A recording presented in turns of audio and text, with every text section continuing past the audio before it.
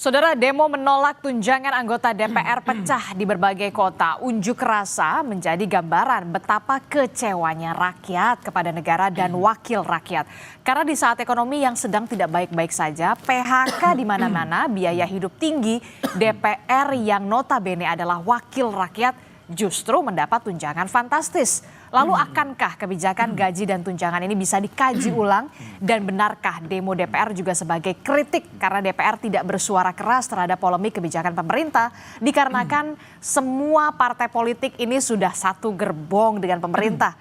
Kita akan bahas bersama dengan sejumlah narasumber yang sudah hadir ke Studio Orange Kompas TV. Sudah ada pengamat politik sekaligus Direktur Eksekutif Parameter Politik Indonesia. Sudah ada Mas Adi Prayitno. Selamat pagi, Assalamualaikum Mas Adi. Waalaikumsalam, pagi Adisti. Mas Adi tampaknya tersedak ini karena melihat aksi demo kemarin atau gimana nih tunjangannya ya. Nah juga ada Ketua PBHI Bang Julius Ibrani. Selamat pagi Bang. Selamat pagi Adisti, terima kasih. Iya, kemudian nanti juga akan bergabung melalui sambungan telepon. Kemudian ada anggota DPR RI dari fraksi PKS, Bung Jazuli Joaini. Tapi nanti kita akan coba menghubungi kembali Bung Jazuli untuk bisa berdiskusi dan juga berdialog di Sapa Indonesia pagi hari ini. Saya ke Bung Julius Ibrani dulu. Bung, ini kan kalau kita lihat ya, kemarin di DPR pecah, ricuh begitu ya. Banyak sekali yang ditangkepin begitu ya, yang diamankan. Ada 300 lebih, bahkan ada pelajar begitu. Tapi kemudian ada yang mengatakan, wah ini belum jelas nih tuntutannya, banyak yang juga tidak mengerti. Nah kalau Bung Julius ini menanggapi seperti apa? Jadi aksi besar kemarin itu bukan terjadi, bukan dipersiapkan, bukan ramai H-1. Tapi sudah berbulan-bulan. Ini merupakan akumulasi dari kekhawatiran, ketakutan, dan berujung pada kemarahan. Soal apa? Soal persoalan pajak kita, penerimaan negara kita, situasi ekonomi, kemudian jaminan dari pemerintah agar masyarakat bisa bertahan hidup, harapan tinggi terhadap makan bergizi gratis yang kemudian juga masih banyak problematikanya, dan terakhir dipicu dengan kenaikan tunjangan anggota DPR yang bukan hanya bicara soal etika, moral gitu ya, tapi justru melanggar undang-undang keuangan negara. Nanti akan saya bahas detail soal itu. Nah, ini sudah berbulan-bulan, dan ketika dia ingin mengaspirasikan satu hal, pemicunya adalah kenapa kalau kami susah, kalian mewah. Kami dipaksa susah, kalian malah mewah. Ini yang ditagih oleh masyarakat, ini yang ditagih oleh rakyat. Dan dijanjikan bahwa pintu DPR RI akan terbuka luas membahas aspirasi, menerima aspirasi. Tapi kemarin jangankan membahas aspirasi, dibuka saja pintu tidak. Itu yang pertama. Yang kedua, belum apa-apa masyarakat dihadapkan pada situasi penanganan massa seperti perusuh, seperti pelanggar. Itu belum terjadi apa-apa karena tim kami ada di lapangan sana, dipasang mobil rantis, tim pembubar paksa dengan berbagai macam persenjataan yang lengkap. Ini kan tentu bertentangan dengan apa yang seharusnya menjadi tanggung jawab negara merespon demokrasi. Penyampaian aspirasi kalau tidak salah kan itu berlangsung siang di depan gerbang utama DPR begitu ya.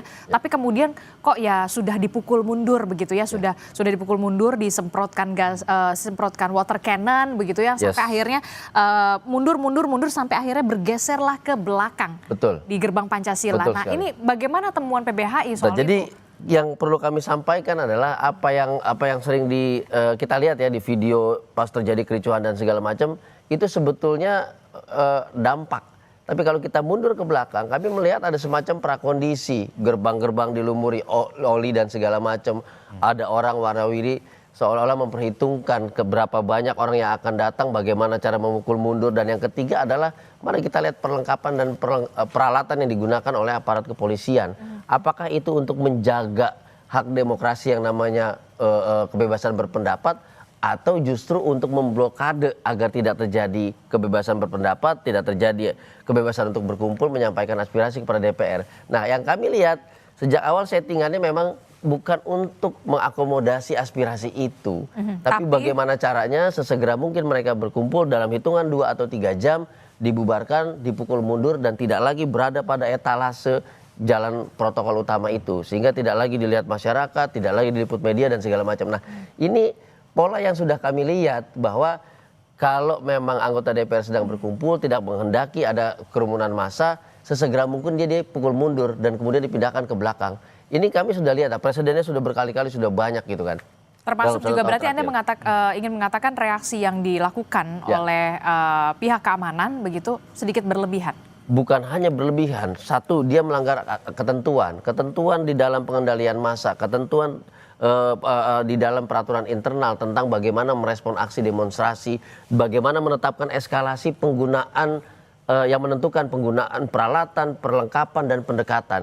Kami tidak melihat di situ misalnya Mas Ade Ari menjelaskan, oh kami sudah dekati koordinator aksinya, kami membukakan ruang, kami menyampaikan kepada DPR bahwa koordinator aksi mewakili para pendemo untuk menyampaikan aspirasi. Itu belum ada sama sekali. Belum ada sama sekali dan kemudian langsung disampaikan bahwa terjadi kericuhan di sini, terjadi vandalisme di sini, terjadi perusakan di sini.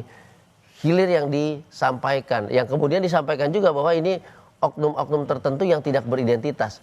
Lah, sedangkan ratusan massa mayoritas yang beridentitas jelas, wajahnya jelas, belum diakomodasi. Tapi langsung merespon yang tidak beridentitas ini yang kemudian berbuat rusuh dan berbuat vandalisme. Nah ini kan kita jelas bahwa fokusnya adalah adanya kericuhan, adanya pelanggaran.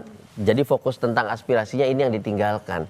Nah ini pola yang sudah kami baca dan ini tentu ini tidak akan menghentikan demonstrasi, tidak akan menurunkan tensi para demonstran sekalian. Ini justru akan menimbulkan kemarahan demi kemarahan, gitu. Karena tujuan utama menyampaikan aspirasi tidak tersampaikan, lalu tujuan untuk berkeluh kesah juga tidak dibukakan pintu, yang ada merespon dengan cara-cara kekerasan dan bahkan penindakan dengan upaya paksa penangkapan, penahanan dan yang lain. Ada penangkapan pengamanan itu kalau tidak salah lebih dari 300. Lebih dari 196 diantaranya adalah anak-anak di bawah umur. Betul, respon Anda? Betul. Nah, jadi ini yang kami sampaikan dari awal, ketika ada demonstrasi yang merupakan implementasi hak asasi, maka responnya adalah menjaga, bukan menindak. Itu dua hal yang berbeda. Ketika prinsip menjaga, maka peralatan yang digunakan adalah peralatan humanis, bukan peralatan huru-hara untuk membubarkan. Nah, kalau di depan kita sudah melihat itu, kita sudah bisa prediksi di ujung akan ada upaya paksa kekerasan, upaya paksa penahanan, penangkapan dan yang lain. Dan kita akan melihat bahwa siapapun yang di lapangan, bahkan jangan-jangan ada demonstran juga, ada yang non demonstran juga yang kemudian ditindak. Itu seperti menyebarkan jala secara bebas, yang pasti tujuannya kemudian tidak ada crowded di lokasi itu. Nah ini yang pasti melanggar aturan tentang pengendalian massa, melanggar hukum acara juga, dan apalagi di situ ada anak-anak, dan ini dimensinya luas kalau kita bicara anak-anak. Iya, tapi kalau memang pelajar itu kan memang seharusnya tidak diperkenankan untuk berdemo ya, bukan demonstrasi. Ketika anak-anak juga dihadapkan pada situasi, anak-anak dihadapkan pada situasi anggaran pendidikan digeser untuk makan bergizi gratis. Artinya ada fasilitas-fasilitas pendidikan yang akan dikurangi. Sementara anak-anak ini juga mendengar bahwa bapak-bapak anggota DPR menerima fasilitas rumah yang sebetulnya kebanyakan nggak butuh rumah juga, sudah punya rumah yang mewah. Nah ini yang membuat anak-anak sekolah juga marah. Apakah berdemonstrasi lalu kemudian seperti orang dewasa? Tidak juga. Bisa saja difasilitasi, di mana di lapangan DPR masih bisa dilakukan secara tertib, secara damai bisa. Tapi tadi saya bilang di awal, ini tidak pernah terjadi. Ini belum diakomodasi, tahu-tahu sudah dibubarkan. Nah ini yang membuat semua kericuhan dan vandalisme terjadi sebagai reaksi dari tindakan yang berlebihan itu. Kalau dari segi politik ya, Mas Adi Prayitno, Anda melihat ini merupakan akumulasi kemarahan rakyat begitu yang sudah dalam tanda kutip gerah atau seperti apa sebenarnya? Saya menduga ini bagian dari the peril of stability, semacam bahaya stabilitas. Bahaya stabilitas? Ya, banyak pihak yang mengatakan bahwa stabilitas itu adalah kunci pembangunan. Tapi di Indonesia kalau semuanya diakomodasi, semua diajak kerjasama, partai-partai politik itu menjadi bagian dari koalisi pemerintah, tutup mata dengan aspirasi, tutup mata dengan pendapat-pendapat rakyat, maka yang terjadi adalah protes dan resistensi yang muncul di jalanan. Tapi eksekutif dan legislatifnya stabil. Betul, yang saya ingin katakan adalah ketika semua mengatasnamakan kerjasama politik itu menjadi penting, gotong royong antara eksekutif dan legislatif adalah kunci bagaimana membangun Indonesia. Tapi ingat, Di luar itu, di luar kesepakatan elit rakyat, civil society, mahasiswa, dan basis-basis massa, mereka punya cara tersendiri untuk menyampaikan apa yang mereka sebut sebagai pendapat dan protesnya. Itu yang kemarin terjadi pada demonstrasi di DPR. Ada mahasiswa, ada pelajar, ada rakyat, ada ojol, dan seterusnya. Adisti, yang ingin saya katakan adalah, saya kebetulan ada di sekitaran Senayan kemarin.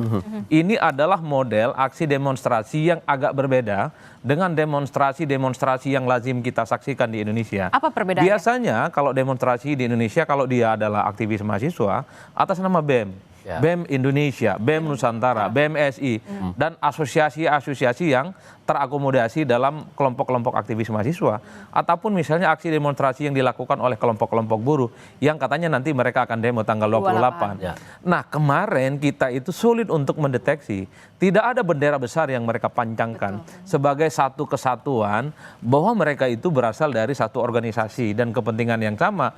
Mereka itu terserak. Mereka itu adalah kelompok pelajar, adalah mahasiswa yang pakai jas alma mater. Tapi juga ada yang pakai seragam ojol dan ada yang kemudian ya rakyat biasa seperti kita. Nah, ini tandanya seperti apa? Nah, yang ingin saya katakan adalah mungkin kalau kita cek satu persatu ya, ada beberapa yang mengatakan bahwa mereka memang cukup terpengaruh dengan informasi di medsos soal ajakan demonstrasi tanggal 25 Agustus. Yang konon menurut anggota Dewan ini adalah ajang untuk membubarkan DPR kan. Itu yang saya kira amplifikasi di medsos itulah yang kemudian membuat orang-orang yang mungkin selama ini tidak respect ya terkait dengan isu yang berkembang, mereka berdatangan DPR hanya sebatas ingin menyampaikan aspirasi dan pendapat. Kemarin saya kebetulan ikut ojek online. Saya bertanya, Bapak pernah ikut demo nggak? 4 kali dia ikut demo. Wow. 4 kali dia ikut demo. Apa yang membuat Anda itu tertarik untuk demo? Pertama, sekali-kali ingin mencoba untuk menyampaikan pendapat, ikut protes dan seterusnya. Tapi kemarin dia nggak ikut. Karena ada order yang banyak dia bilang. Bagi dia jauh lebih penting untuk order. Nanti kalau kosong dan ada kesempatan untuk menyampaikan aspirasi, dia bilang kan mengatakan itu. Yang ingin saya katakan adalah Adisti, saat ini di tengah keberlimpahan informasi ya, melalui kanal-kanal medsos yang cukup luar biasa, masyarakat dan rakyat ini sangat mudah untuk mengekspresikan bagaimana sikap kecewa mereka, bagaimana sikap protes mereka, dan itu melulu berkejalanan seperti ke DPR. Saya di awal mengatakan the peril of stability itu adalah kalau anggota dewannya tidak pernah respon terkait dengan isu-isu yang berkembang. Jadi sebenarnya jangan salahkan kalau rakyat, pelajar, dan mahasiswa mereka menggunakan cara sendiri datang ke DPR, menyampaikan aspirasi dan pendapatnya secara terbuka. Kan sebenarnya kan yang disampaikan demo kemarin itu sederhana kok. Segera sahkan rancangan undang-undang aset. Ini lama betul. Per hari ini koalisi pemerintah dengan DPR ini kan hampir 100%. Semuanya tegak lurus. Apa problemnya yang kemudian membuat ini tidak segera disahkan? Sederhana itu saja sebenarnya. Oke kata rakyat, oke kata pelajar dan mahasiswa, kalau tidak didengarkan mungkin harus protes ke DPR bawa spanduk dan baliho dengan cara seperti kemarin.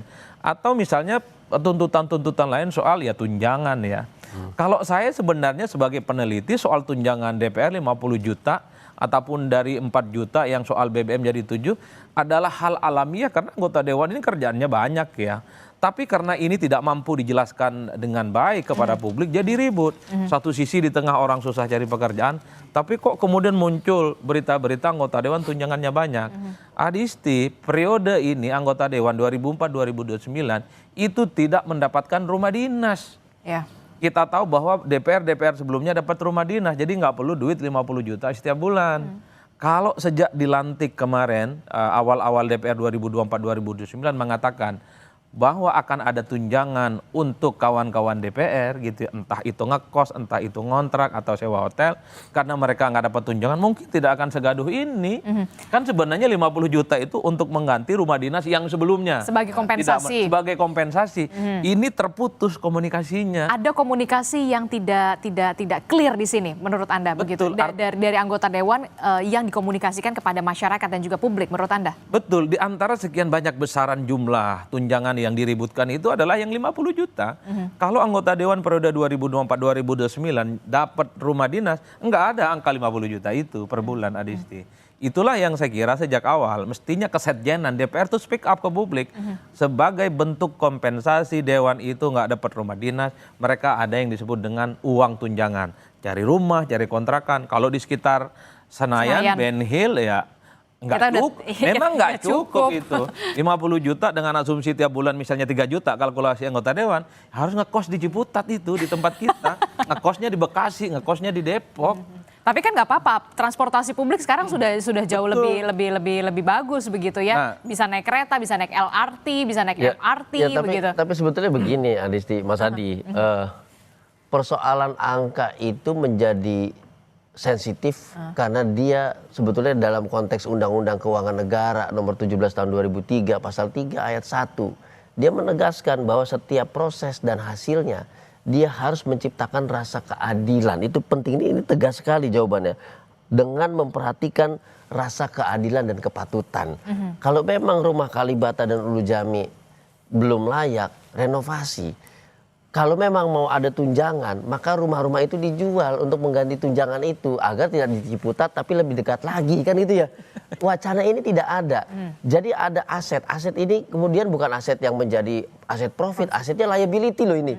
Ada perawatan, ada security segala macam, ini liability. Kemudian untuk merespon liability ini dalam konteks keuangan, dia menciptakan liability lain berupa expenses, pengeluaran. Ini yang nggak masuk logika. Padahal masyarakat dihadapi pengeluaran dan pajak. Nah, kalau kita ngomong sensitivitas, oh itu personal, ada yang nggak sensitif jangan dipaksain. Oke, makanya saya tegaskan, baca pasal 3 Undang-Undang 17 tahun 2003 tentang keuangan negara, di mana di situ ada wajib untuk memperhatikan rasa keadilan dan kepatutan. Ini harus saya tegaskan, tidak adil dan tidak patut. Tidak adilnya karena situasi seperti ini, tidak patutnya karena pembahasan yang tidak terbuka, publikasi yang tidak memadai, sehingga menciptakan apa? Menciptakan opini di publik, menciptakan asumsi bahwa mereka menerima kemewahan, kami menghadapi kesusahan. Kan begitu kesimpulannya, Adisti. Nah, itu dia pembahasan yang tidak transparan, publikasi yang kurang transparan. Inilah yang apakah ini bisa dikatakan karena memang sudah satu suara semua wakil-wakil rakyat kita di sana. Ya itulah yang sebenarnya ketika aspirasi-aspirasi yang muncul dari bawah tidak mendapatkan respon. Beberapa waktu yang lalu publik itu heboh soal pengibaran bendera One Piece. Tapi misalnya secara kelembagaan tidak ada kawan-kawan anggota dewan itu yang memproteksi jaminan bahwa siapapun yang mengibarkan bendera One Piece itu tidak melanggar secara hukum. Nah yang semacam ini yang saya sebut dengan sensitivitas secara politik. Padahal kan bendera One Piece seperti bendera-bendera kartun yang lain nggak ada angker-angker dan tidak ada serem-seremnya. Terkait dengan soal rancangan undang-undang perampasan aset, terkait dengan tunjangan gaji, terkait dengan kinerja dewan. Ini kan sebenarnya sejak lama disorot, Adisti. Bagaimana ada disparitas yang cukup luas dibaca oleh publik. Satu sisi mendapatkan fasilitas dan gaji yang sangat fantastis, tapi kinerja legislasinya sangat rendah. Di tahun ini saja kan kita tahu bahwa ada sekitar puluhan target undang-undang yang mungkin dibahas baru satu. 43 sekian. 43 yang dibahas baru satu. Dan itu revisi di Undang-Undang TNI. Itu yang dari segi kuantitatif, tapi dari segi kualitatif kan kita juga mengukur ada tidak undang-undang yang secara serius itu dibuat untuk keberpihakan rakyat secara umum. Itu belum kelihatan. Jadi saya kira protes-protes politik yang dilakukan oleh kawan-kawan aktivis kemarin, mahasiswa, pelajar, dan rakyat ini adalah cacat bawaan dari kawan-kawan DPR yang sejak lama sebenarnya kinerjanya itu ditagih. Dalam banyak hal harus saya katakan, bahkan rakyat itu memaklumi mendapatkan fasilitas wah, tunjangan yang wah, kalau kinerjanya mantap, betul-betul untuk rakyat, aspirasi itu sesuai dengan kepentingan masyarakat secara umum, rasa-rasanya jangankan tunjangan 50, jangankan tunjangan BBM dari 4 juta jadi 7 juta, rakyat pun memaklumi, ditambah 4 kali lipat nggak ada masalah. Kalau memang sudah... Kalau sesuai dengan ekspektasi, problemnya adalah satu sisi rakyat itu punya keyakinan, ini kok kinerjanya belum mantap, tapi yang justru muncul angka-angka tunjangan. Kita aja kerja aja ada KPI-nya ya. Yes, jelas. Sebagai mekanisme. Nah, makanya saya katakan ini menarik kalau Mas Adi bicara soal target kinerja gitu ya. Di mana-mana ada target kinerja, maka ada output hasilnya undang-undang. Atau paling tidak draftnya telah mengalami kemajuan, ada progres di situ dari tahap 1 ke tahap 2 segala macam. Nah, satu lagi, jangan lupa bahwa 43 rancangan undang-undang dalam daftar prioritas prolegnas itu juga belum ada evaluasi apakah itu yang menjadi aspirasi masyarakat. Itu dulu. Itu dulu. Jangan-jangan agendanya lebih banyak agenda politiknya ketimbang agenda aspirasi masyarakat. Contoh satu misalnya ya. guru dan dosen yang sedang ribut bahkan mengalami sindiran-sindiran dan kemudian diklarifikasi oleh Sri Mulyani. Ini ada revisinya nggak tentang perbaikan nasib guru dan dosen terkait dengan status dan segala macam? Ini udah disulkan bertahun-tahun loh, itu belum ada. Yang kedua adalah kita ramai dalam konteks hak asasi manusia, perbaikan sistem misalnya apakah hak asasi manusia ini bisa diimplementasikan. Ini juga belum ada, padahal ramai di dalam kampanye Prabowo kemarin setelah terpilih pun akan merevisi besar-besaran skema dan juga paket undang-undang hak asasi manusia termasuk Komnas HAM-nya. Sampai sekarang ini nggak kelihatan gitu. Jadi selain tadi daftarnya juga ini belum diidentifikasi, ini daftar RUU politik atau daftar RUU yang memang mengakomodasi kepentingan publik. Nah, antara politik dan publik ini juga belum jelas. Jangan-jangan 43 tadi udah terlalu banyak untuk dibahas kemudian baru satu yang gol, dan ini bukan publik, kepentingan publik juga, kepentingan politik juga. Ini PR. Masyarakat akan merasa bahwa kok kami mengeluarkan pajak membiayai pembahasan legislasi RUU yang isinya kepentingan politik bukan kepentingan publik. Kami membayari sesuatu yang isinya karung atau kantong kosong. Kami mengalami kerugian di situ. Itu bisa juga terjadi. Dan itu sudah masuk ke dalam wacana di medsos. Dan gitu. jangan sampai ada gerakan ogah bayar pajak. Ini kan yang kemudian dikhawatirkan kan? Ini bukan dikhawatirkan, ini sudah kemudian diwacanakan dan sudah dicari bagaimana caranya. Makanya kemarin ada yang sampai pindah ke luar negeri aja dulu dan segala macamnya. One Piece tadi Mas Adi cerita itu bukan satu wacana yang sederhana. Saya nggak nonton atau baca komik Jepang begitu. Tapi begitu naik, saya coba memahami, ternyata masyarakat, bahkan pembaca komik, memahami situasi negara yang begitu genting, memahami kekuasaan politik yang begitu jauh gapnya dengan publik, memahami bahwa ada hak-hak konstitusional publik yang sedang dilanggar, dan itu jadi pemicu. Anak-anak SMA kemarin, beberapa sekolah lah, ada yang SMA, ada yang STM, saya coba colek di jalanan, saya tanya, kenapa? Om baca One Piece atau tidak? Itu situasi negara kita seperti itu. Saya dulu zaman SMA saya tidak akan bisa mengucapkan hal-hal seperti itu. Betul. Saya tidak akan membayangkan situasi itu. Saya hanya menghadapi situasi 98 yang memang sudah kisruh ketika itu. Jadi menarik bahwa anak-anak sekolah ini nggak bisa diremehkan karena dia membawa suatu pemikiran gitu. Yang memang pemikiran yang kritis yang tidak Betul bisa sekali. dihindarkan lagi. Betul. Begitu meskipun ya. lewat komik gitu. Oke, Mas Adi dan juga Bung Julius Ibrani, kami sudah terhubung melalui sambungan telepon. Sebelumnya kita mencoba untuk menghubungi Bung Jazuli Juwaini dari fraksi PKS, anggota DPR, tapi kemudian kita beralih ke fraksi PDI Perjuangan, sudah bergabung bersama kita Bung Andreas Hugo Pareira. Selamat pagi, Bung Andreas Hugo.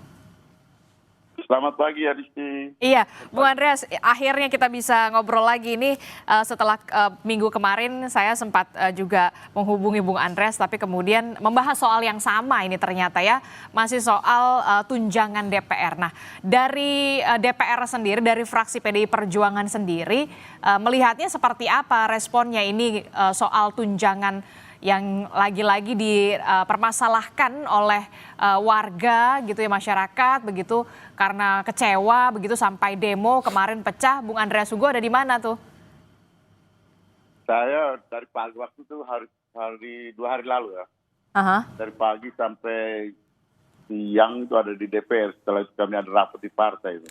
Saya jam 1:30 saya berangkat, memang saya lihat sudah penuh masyarakat di belakang di TVRI sampai ke jembatan di Senayan itu.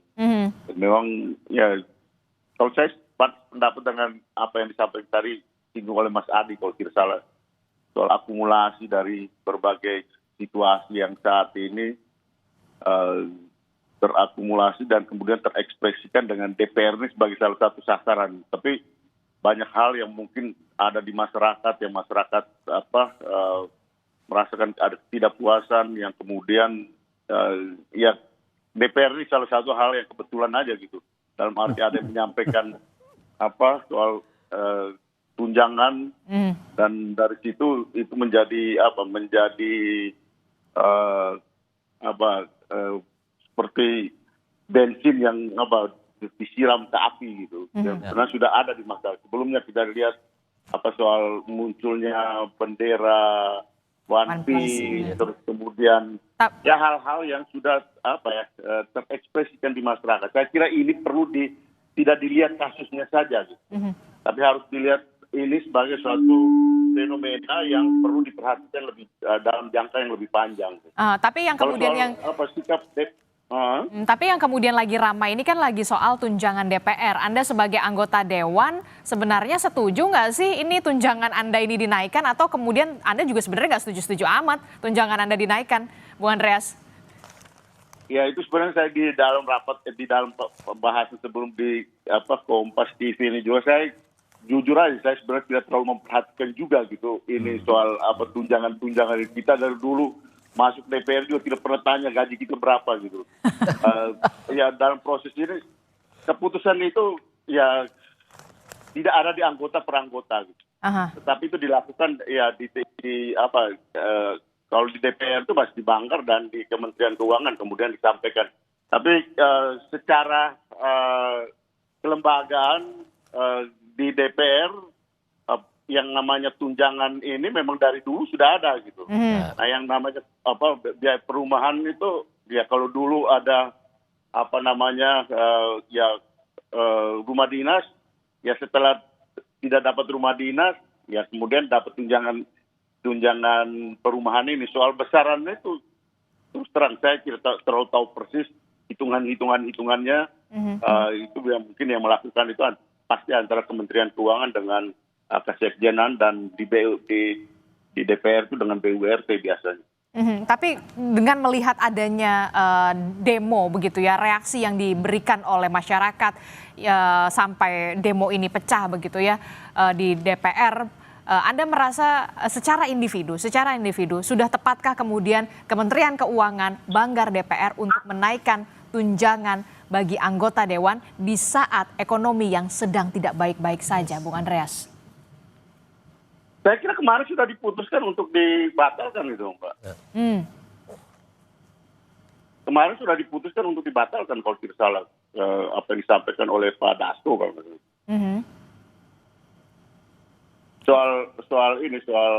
Soal tunjangan ini kemarin sudah diputus bahwa ini sampai dengan Oktober karena memang banyak juga anggota-anggota DPR yang dari daerah yang kemarin saya tahu juga karena mereka babak pelur juga cari kontrakan sana sini, kemudian ya karena saya tinggal di apartemen di sebelahnya Kompas ini gitu, dan dari dulu saya tinggal di sini ya dulu kita sewa kemudian kita cicil dan sekarang punya ini apartemen sendiri gitu, jadi ya buat saya juga tidak terlalu menjadi hal yang luar biasa kalau soal perumahan kayak gitu. Jadi itu sebenarnya bukan nominal yang luar biasa ya kalau menurut Bung Andreas Hugo. 50 juta per bulan. Jumlah yang besar, kalau jumlah 50 juta itu jumlah yang besar pasti. Jumlah yang besar. Artinya untuk tapi soal kepantasan itu kan relatif gitu. Tiap orang ada yang merasa pantas, ada yang merasa tidak pantas. Tapi untuk itu memang ukuran yang dilakukan ya saya kira negara sudah punya aturan main soal itu gitu. Ada yang saya pernah baca juga soal bahwa ini rumah di sekitar di Jakarta Pusat ini sekitar DPR, sekitar gedung DPR supaya efektivitas kerja supaya sah-sah saja gitu. Ada yang menghitung seperti itu. Buat saya juga memilih ini, tapi saya tinggal di apartemen dekat-dekat sini. Oke. Termasuk juga soal ini nih, banyak sekali yang jadi ini jadi akumulasi juga yang tadi disebutkan oleh Bung Julius Ibrani dan juga Mas Adi Prayitno.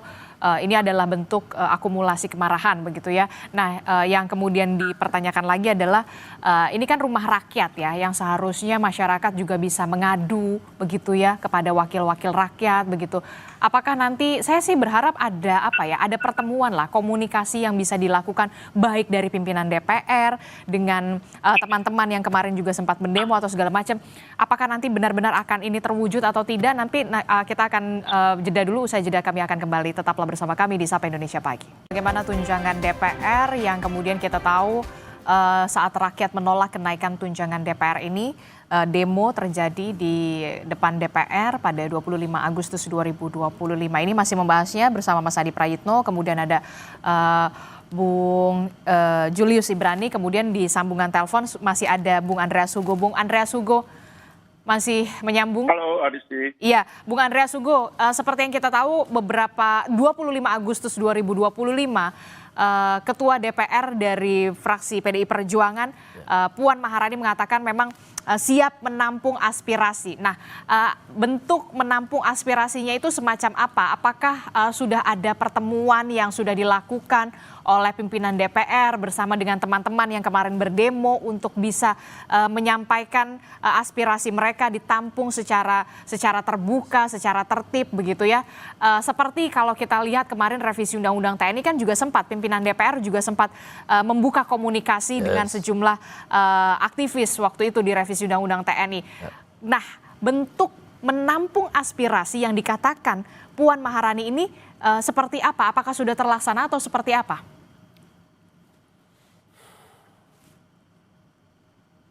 Bung Andreas Sugo. Ya, saya nggak tahu persis gitu. Apakah bentuk menampung aspirasi itu langsung menerima ya mereka yang melakukan demonstrasi kemarin atau perwakilan mereka, saya nggak tahu persis. Karena kemarin sudah ada urusan dengan isu yang lain gitu, yang juga ya berkaitan dengan ya di partai. Tapi saya kira respon yang sudah dilakukan oleh Mbak Puan sebagai ketua DPR dengan menampung aspirasi itu adalah apa yang juga kemudian diinikan oleh Pak Dasko kemarin bahwa tunjangan ini hanya berlaku sampai dengan Oktober tahun 2025 ini. Karena memang udah dari beberapa bulan yang lalu sih, dari periode sebelumnya malah dari awal ya dari akhir periode yang lalu ketika DPR baru akan masuk ke dilantik di Senayan, dan ketika itu memang kami harus mengosongkan rumah dinas itu gitu. Dan hitungan yang saya dengar, yang saya tahu juga karena kita tidak ikuti persis juga kan, bahwa kompensasi dari meninggalkan rumah dinas itu diberikan tunjangan perumahan gitu, akan diberikan, tapi kemudian bahwa jumlahnya seperti itu ya kita tidak semua anggota DPR juga mengikuti persis satu persatu hal-hal yang berkaitan dengan penganggaran itu. Tapi saya ingin tanya, sebelum periode ini kan Bung Andreas Sugo juga sudah duduk juga sebagai anggota dewan begitu, juga sempat menghuni rumah dinas. Kerusakannya memang separah apa sih, Bung Andreas Sugo? Ya kalau memang itu rumah-rumah yang setahu saya itu udah 20 tahunan mungkin ya. Ada aja kalau tiap kali ada kerusakan di bocor lah, saluran airnya lah, ada aja yang namanya rumah dinas yang begitu banyak, dan perlu perbaikan itu, baik fasilitas umumnya maupun rumah per rumahnya. Karena itu kan kompleks, kan kita semua tahu itu kan kompleks perumahan. Dan dari segi besaran konon katanya itu jauh lebih efisien kalau memberikan kompensasi dalam bentuk langsam tunjangan perumahan dibandingkan dengan biaya perawatan rumah itu, rumah-rumah tersebut. Karena tahun 2008 kalau tidak saya, karena saya sudah di DPR juga pada waktu itu kami harus keluar juga dari rumah dinas. Rumah dinas itu karena waktu itu harus diperbaiki. Itu renovasi lumayan banyak pada waktu itu. Karena, tapi Anda sempat tinggal di rumah dinas itu berapa lama? Pernah, saya sempat tinggal di situ juga. Semua tinggal di situ. Oke, jadi kalau menurut Bung Andreas Sugo, karena memang rumah dinas ini sudah banyak kerusakan, bocor, saluran airnya dan segala macam, jauh lebih efisien memberikan kompensasi 50 juta per bulan. Adisti, ya? Kalau kompensasi itu yang hitung itu kesekjenan, bukan kami yang hitung. Kesekjenan. Kesekjenan yang hitung kalau soal kompensasi, itu bukan kami yang hitung, kami hanya terima aja. Karena semuanya memang sudah diatur dari kesekjenan begitu ya, Bung Andreas Sugo ya? Kesekjenan dan Kementerian Keuangan pasti. Oke. Nah itu kalau menurut kesekjenan itu lebih efisien memberikan 50 juta tunjangan dibandingkan kemudian melakukan perawatan menyeluruh begitu, renovasi dan segala macam, itu anggarannya jauh lebih besar.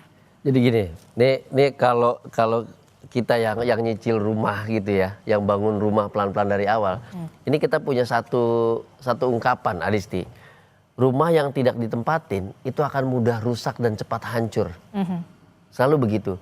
Dan kita juga lihat beberapa kali kita berkunjung ke perumahan DPR RI, baik di Kalibata atau Nurul Jamil, itu banyak yang kosong. Semakin dia kosong, semakin hancur. Makanya tadi saya bilang, ini liability, aset yang tidak produktif. Kalau memang ini tidak dibutuhkan, kalau memang ini beban perawatannya lebih tinggi, ya diperjualbelikan saja, ditransaksikan saja, kemudian menjadi aset yang bisa dimanfaatkan. Itu logika dasar. Tapi kami tidak mendengar itu. Jadi menambah tunjangan, sementara aset ini menjadi liability yang terus-menerus ada perawatan. Ini kan nggak mungkin didiamkan sampai hancur begitu rata dengan tanah di sini. Ini ekspansinya terjadi, ini tunjangannya jalan, ini malah double pengeluarannya. Padahal biaya perawatan, security, kebersihan, apa segala macam. Ini kalau ditukar dengan makan bergizi gratis, bisa nambah menu ini di sini. Karena lebih dari Rp15.000 per rumah. Sementara ini ditambah. Kita nggak boleh lepas daripada logika itu gitu ya. Kalau rusak diperbaiki, bukan kemudian ditinggalkan, tetapi biaya perawatan jalan, lalu menambah komponen baru dengan yang namanya tunjangan. Nah, ini bukan soal kecil, ini soal logika keuangan yang bertentangan dengan keuangan negara. Ada prinsip utama di situ sebagai dasarnya, yaitu efisiensi. Pertanyaannya, apakah model pengeluaran seperti tadi itu efisiensi? Ya jelas tidak efisien. Pengeluarannya double, ini liability tetap ada pengeluarannya, ini menambah yang baru. Sementara masyarakat, penambahan-penambahan itu ada di penambahan pajak, Adisti. Jadi bukan di penambahan peluang ekonomi, peluang subsidi, pembagian sembako dan segala macam. Tapi menambahnya pajak. Di sini pengeluaran-pengeluaran yang menjadi beban yang dibayarkan oleh pajak. Nah itu yang menjadi kunci kemarahan. Makanya saya bilang tidak terjawab dan tidak terjelaskan. Karena mekanisme penganggarannya, mekanisme pembiayaannya itu nggak masuk di akal dan melanggar keuangan negara. Poinnya kan di situ. Makanya masyarakat marah kemudian. Masyarakat marah, gua yang susah, bukannya dibantu untuk paling tidak mendapatkan satu kehidupan yang standar gitu ya, agar tidak susah. Tapi malah memberikan satu hal yang ini menurut rakyat loh, menurut masyarakat. Angka 50 juta itu mewah, sangat mewah loh di sini. Berapa UMP DKI Jakarta? 5 juta. Artinya hanya 10%-nya saja. Sementara ini 10 kali lipatnya hanya untuk tunjangan perumahan. Ini UMP-nya untuk seluruh kehidupan. Ada anak sekolah, anak jalan-jalan, istri beli kosmetik dan segala macam. Semua ada di situ. Di 1/10 dari tunjangan yang hanya rumah saja, dan itu belum tentu dimanfaatkan. Karena masing-masing mereka udah punya rumah mewah di tempat-tempat tertentu gitu loh. Bagaimana Bung Andreas Hugo merespon ini?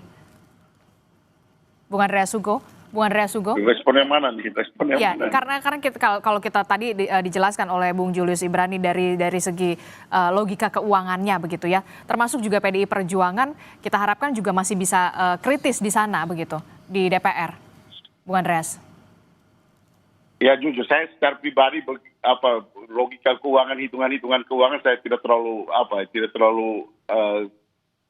pandai menghitung-hitung seperti itu. Tapi ya saya kira memang dari jumlah dan dari ini memang kalau masyarakat memberikan reaksi dalam situasi seperti ini ya pantas-pantas saja, apalagi dengan apa yang disampaikan oleh teman-teman pengamat yang memahami sistem keuangan gitu. Dalam arti memang ini akumulasi, yang saya sepakat dengan apa yang tadi disampaikan, akumulasi dari situasi sosial yang terjadi di masyarakat.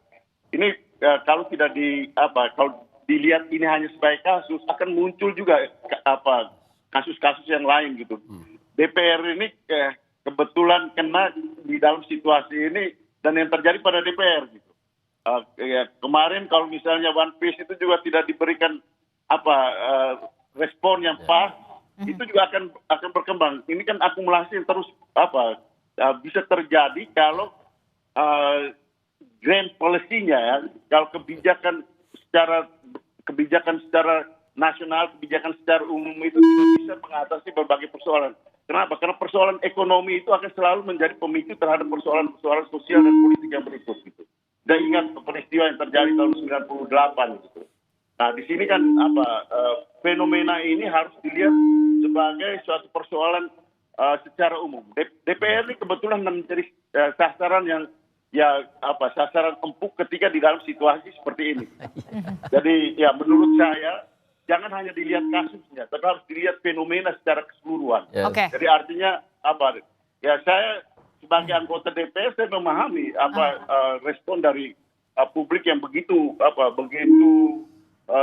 cepat, sama seperti kemarin ketika respon publik terhadap kasus undang-undang pilkada itu, mau revisi undang-undang pilkada, begitu cepat terjadi. Kenapa? Karena ada akumulasi ketidakpuasan terhadap sistem yang dibangun pada waktu itu. Dan ini yang sampai ini terus-menerus terjadi seperti ini. Ketika terjadi akumulasi persoalan, baru kemudian kita melakukan perubahan-perubahan untuk merespon apa yang diinginkan oleh publik, gitu, apa yang disampaikan oleh publik.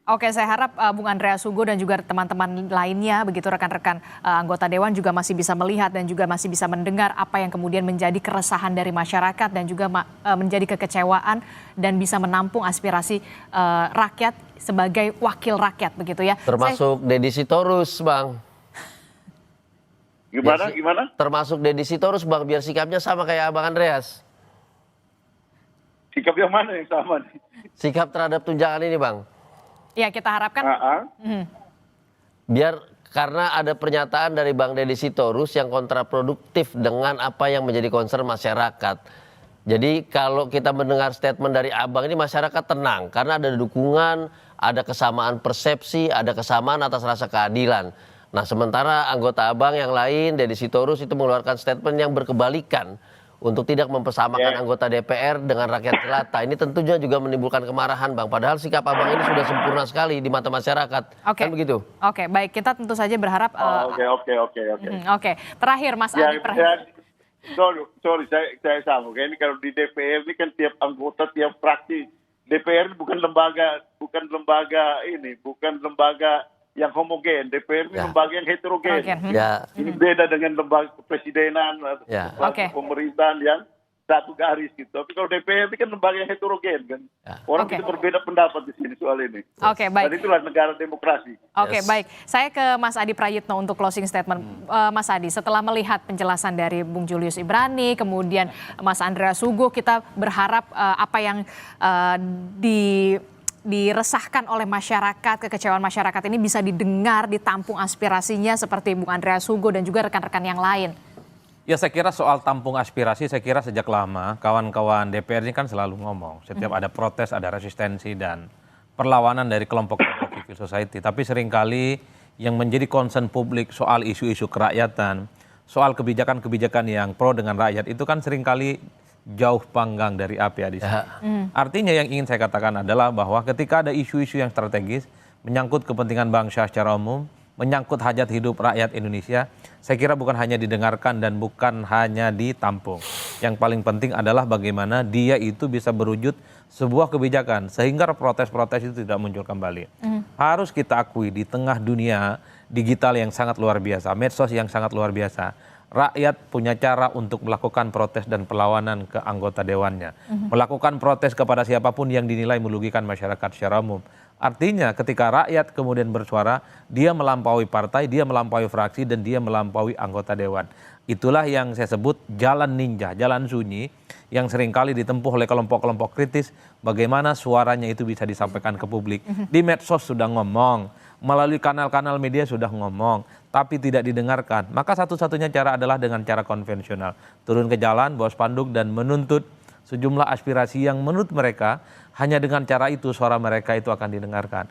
Kan publik bertanya-tanya, bisa tidak kalau isu-isu yang disampaikan oleh aktivis mahasiswa dan rakyat seperti soal misalnya rancangan undang-undang aset, koruptor dan seterusnya itu seperti halnya direspon dengan cepat terkait dengan isu pemakzulan beberapa waktu yang lalu. Sejumlah purnawirawan, nggak ada protes, nggak ada demonstrasi, tapi mengusulkan pemakzulan dan langsung direspon. Kan indah betul kayaknya hidup. Tapi aktivis-aktivis mahasiswa, rakyat dan pelajar ini kan harus goyang-goyang pagar DPR dulu. Baru kemudian muncul akan didengarkan dan akan direspon. Secara prinsip adalah rakyat tidak akan marah, tidak akan protes. Sepanjang apa yang terjadi hari ini memang sesuai dengan keindahan yang diinginkan. Kesejahteraan, stabilitas itu akan terwujud seiring dengan bagaimana rakyat itu memang harus di atas segala-galanya, bukan hal yang lain. Itulah yang saya kira ini adalah satu bonus di mana pola pikir rakyat itu semakin maju dan bahkan dia melampaui keinginan-keinginan yang kita harapkan. Makanya kalau besok-besok ada protes, ada demo, tanpa harus atas nama embel-embel B, harus ada embel-embel nama buruh, petani, dan layan. ini adalah yang disebut dengan New Social Movement. Yes. Gerakan sosial baru yang mereka itu nggak perlu figur, nggak perlu ormas, nggak perlu kelompok. Yang paling penting mereka menyeruakan di media sosial, ayo kumpul tanggal 25 Agustus, ayo kumpul 28, kumpul mereka tanpa Termasuk identitas juga yang apapun. 28 Agustus Nanti. Betul sekali. Itu akan terwujud juga sama? Sama. Dengan tuntutan yang sama? Dengan Singkat tuntutan saja. yang sama. Jadi gini, ini penting Adisti. Dalam situasi tingginya ketidakpercayaan masyarakat terhadap kebijakan, terhadap pimpinan, baik di eksekutif ataupun legislatif, ini yang paling dikhawatirkan dia akan menimbulkan yang namanya civil disobedience. Kemarin itu salah satu bentuk civil disobedience. Ada vandalisme, ada kekerasan yang juga dilakukan oleh kerumunan massa demonstran. Itu adalah ekspresi civil disobedience. Nah, tapi mari kita lihat mundur ke belakang. Presiden Prabowo melalui Sufmi Dasko berhasil melakukan integrasi politik. Nah, saatnya bergerak pada titik selanjutnya melakukan integrasi sosial. Rangkul masyarakat yang tanpa identitas tadi Mas Adi jelaskan. Rangkul semua yang kemudian akan menjadi pendukung utama bagi program eksekutif dan legislatif. Itu yang tinggal dilakukan dan masih kita tunggu sampai sekarang. Oke, kita akan tunggu bagaimana aksi penyampaian aspirasi teman-teman begitu ya bisa berjalan tertib dan juga tidak anarkistis begitu, tidak ada lagi perusakan-perusakan, kericuhan-kericuhan, penyampaian aspirasi bisa didengar secara terang benderang dari masyarakat ke anggota Dewan. Terima kasih Bung Julius Ibrani telah bergabung bersama kami, Mas Adi Prayitno, terima kasih. Kemudian juga ada Bung Andreas Hugo, terima kasih juga sudah bergabung bersama kami melalui sambungan telepon. Selamat pagi, Assalamualaikum, sehat selalu.